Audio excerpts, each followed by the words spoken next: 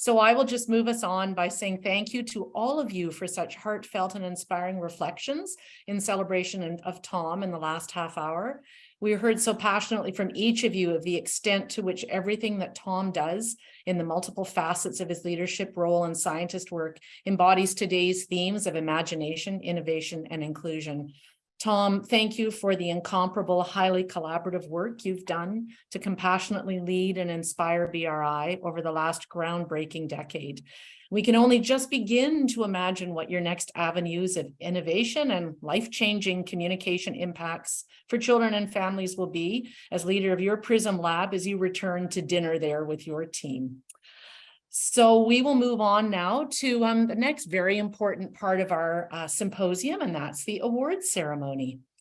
And it's with great thanks to Holland Bloor View's many generous donors that we're able to present several awards and celebrate research accomplishments and mentorship excellence. It is my pleasure first then to announce the winner of this year's Dr. John Whitaker Memorial Cerebral Palsy Award. This annual award commemorates Dr. John Whitaker's dedication to improving the quality of life of children with cerebral palsy and other developmental disabilities.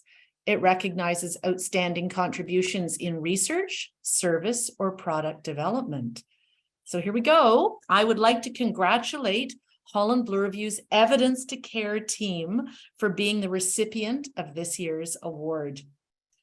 Established in 2011, Evidence to Care is an active knowledge translation hub at the hospital. Its aims are to share evidence to increase knowledge and awareness of research to those who would benefit from it, and to tackle barriers standing in the way of delivering safe, high-quality, client and family-centered care with clients and families.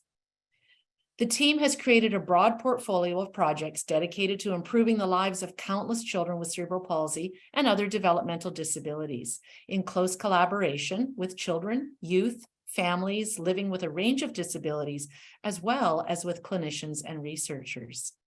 Their digital evidence-based practices and tailored knowledge translation products for health professionals have been accessed globally, and they are informing work across a large number of health systems. Marvelous examples of this work are found on their Holland Bloor View Evidence to Care webpage. Please check that out sometime soon. Their team and their portfolios are generously supported by the Holland Bloor View Kids Rehabilitation Foundation. Huge congratulations to the entire team. Next, we're going to move on to our academic promotion celebration. I'm pleased to announce that Dr. Evdokia Anagnostou, a senior scientist in child neurology at Holland Bloor View, will be our new Vice President of Research and the Director of the Bloor View Research Institute starting on January 1st, 2023. Just so you know, she is the first woman to have executive oversight of research at Canada's largest rehabilitation hospital. We are so delighted to welcome you, Evdokia, at this important time in BRI's history, and look forward to your leadership as we continue to be at the global epicenter of childhood disability research. Dr. Anagnostou received the Ontario Brain Institute's inaugural Donald T. Stuss Award for Research Leadership at their gala event just last month. This award is designed to pay tribute to a trailblazer who exemplifies OBI's founding scientific director's qualities of extraordinary leadership, while expanding understanding of brain function, injury, and rehabilitation. So congratulations, Evdokia, as well for this remarkable and well-deserved award. I'd like next to congratulate Dr. Elaine Bittis for being named as the Bloor View Children's Hospital Foundation Chair in Pediatric Rehabilitation, a hospital, University of Toronto endowed named chair. As a senior scientist and head of BRI's Pearl Lab, Possibility Engineering and Research Lab is what that stands for, Dr. Bittis and her research team conceptualizes, develops, and evaluates innovative technologies that create possibilities for young people to participate more meaningfully in arts, music, physical activities, and therapies. Congratulations, Elaine.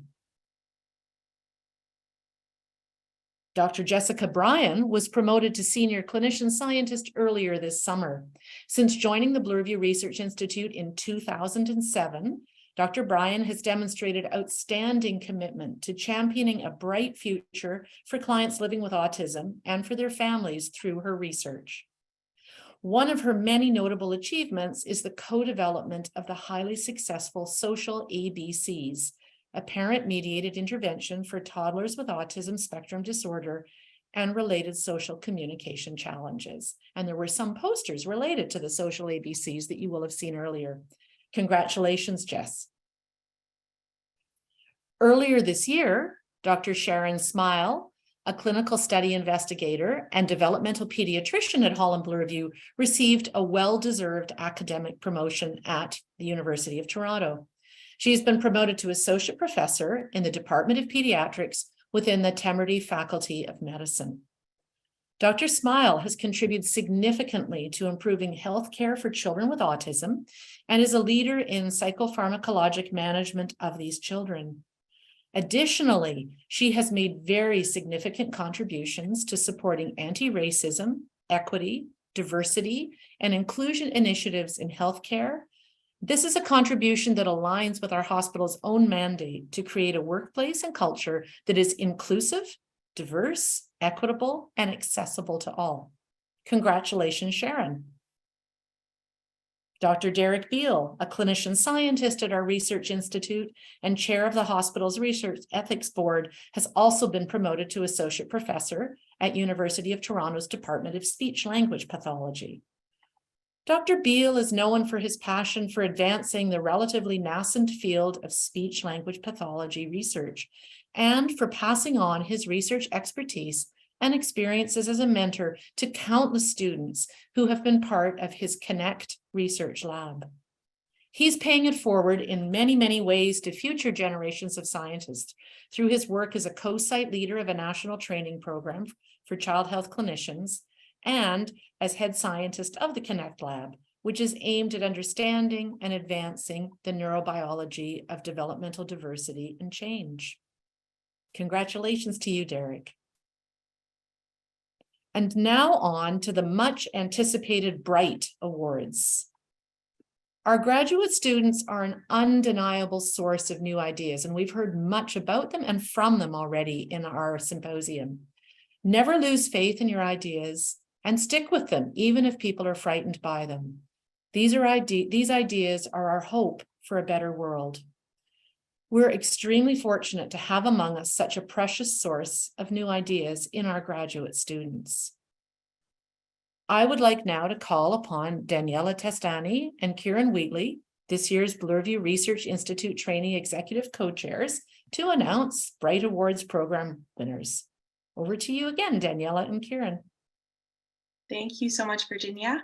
So the Bloorview Research Institute Trainee Executive, or BRIGHT, is very happy to celebrate the Holland Bloorview research trainees, staff, and supervisors who go above and beyond to shape the next generation of researchers, scientists, and clinicians. Annually, the BRIGHT Awards for Excellence allow our community to share their stories of excellence and recognize those individuals who have made an impact in the Bloorview research community. The following were awarded in March of 2022.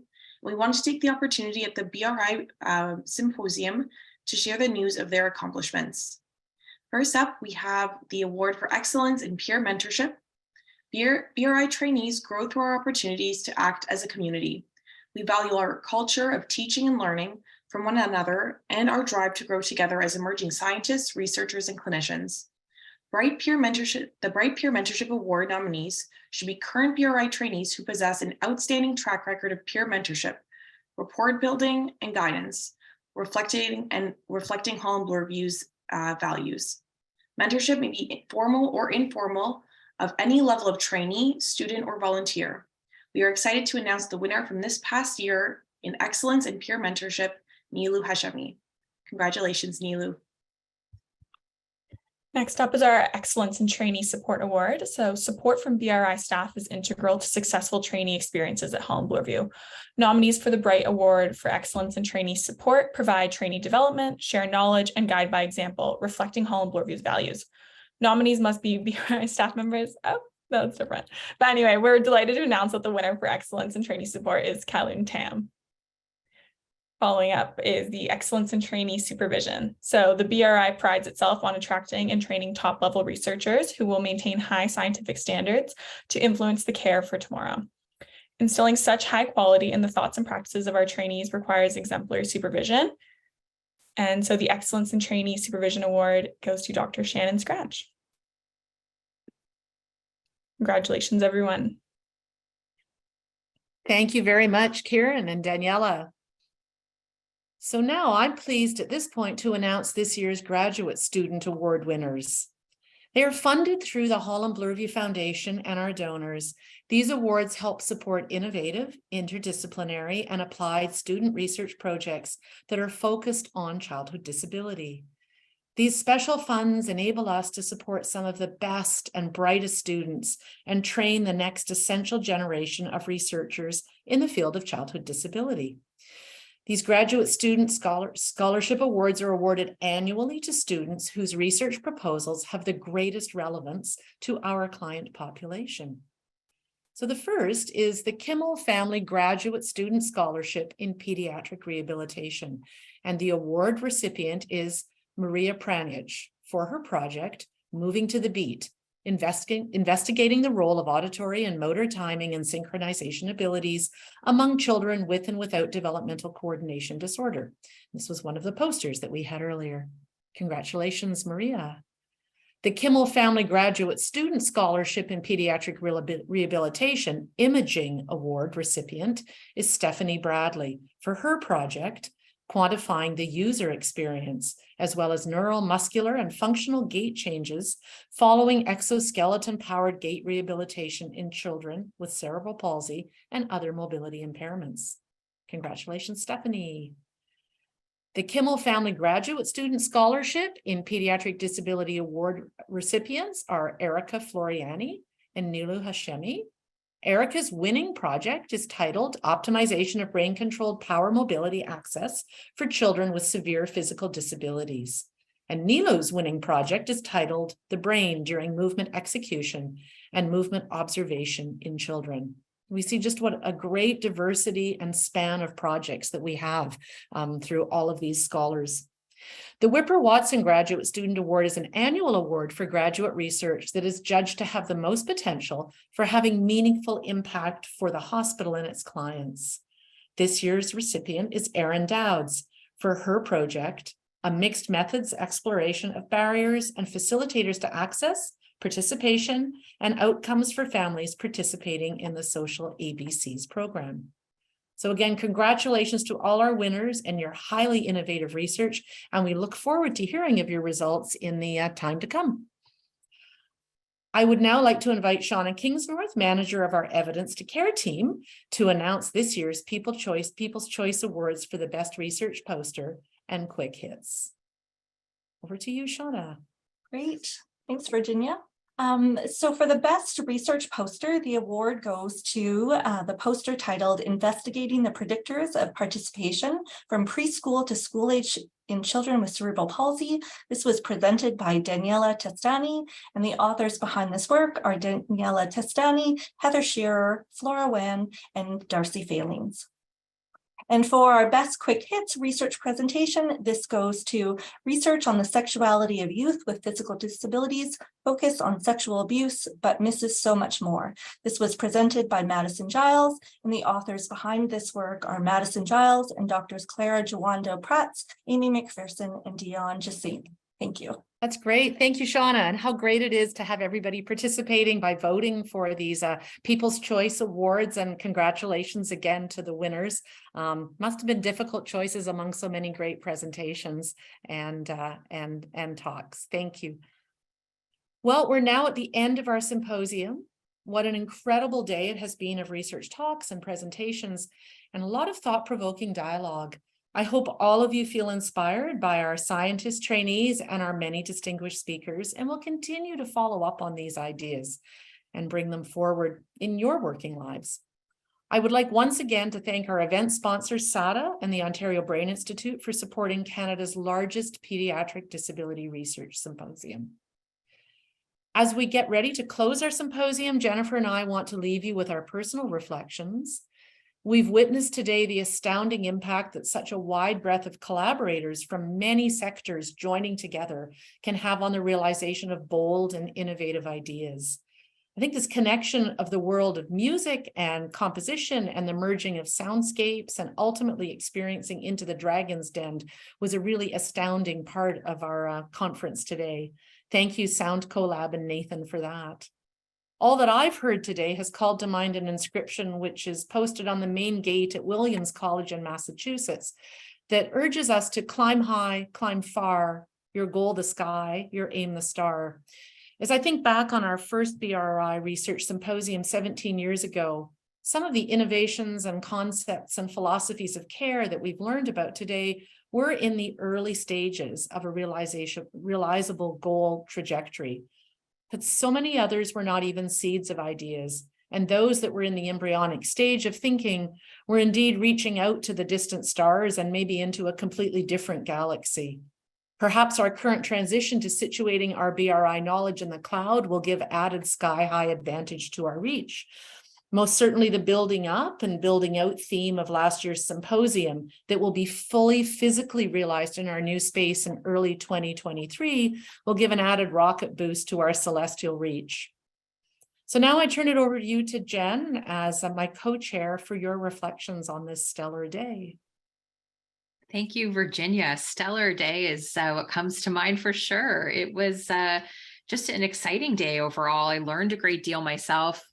First from hearing from our lived experience panelists, early this morning, they spoke on the art of inclusive research design. That really struck with me, that client-centered focus that Holland Bloorview does so well, and to keep pushing in that direction. And our quick hit presenters, the quick hits were great. They showed the amazing work of our trainees. The breakout sessions today were very interactive. And then our keynote, wow, Dr. Borisov from BC's Institute of Technology's Make and Applied Research, just seeing that innovation and imagination in action for inclusion. That's really going to stick with me. Everything today has given me hope for the future for my daughter, who's a client at Holland Bloorview. And I want to take a moment to thank everyone on behalf of the families who, we all see all of your hard work. We see everything you're doing and we appreciate you. So thank you, Virginia, and to the team for including me today as the co-host. I really value today's experience and will take this with me for the years to come. So thanks again. Well, many thanks, Jennifer. It's been a real pleasure to have your leadership, not only today, but also every day in supporting Bloorview's research enterprise through your family's lived experiences. We're really lucky to have you as such an incredible and dedicated family partner. I want to give finally many thanks to all our presenters for their commitment to discovering for action. The work you do every day changes lives and is strengthened by your close partnership with clients and families. We're grateful to the many people that have made this day possible as well. These includes our symposium committee members, research operations team, communications and public engagement team, and hospital partners. So many of you have played such an important part in the preparations leading up to this day, and I know they were extensive, and in the day itself. I just need to give a special thanks to Molly Kong, our events planner, Sue-Lan Toy, our senior communications specialist, and Greg Vanden Kroonenberg, our multimedia specialist, who have been the backbone for all of our interactions today via FeedLoop. Thank you to all of you for attending and participating in our day, and we look forward to seeing you next year for our 18th annual BRI Symposium event. Thank you. That's it.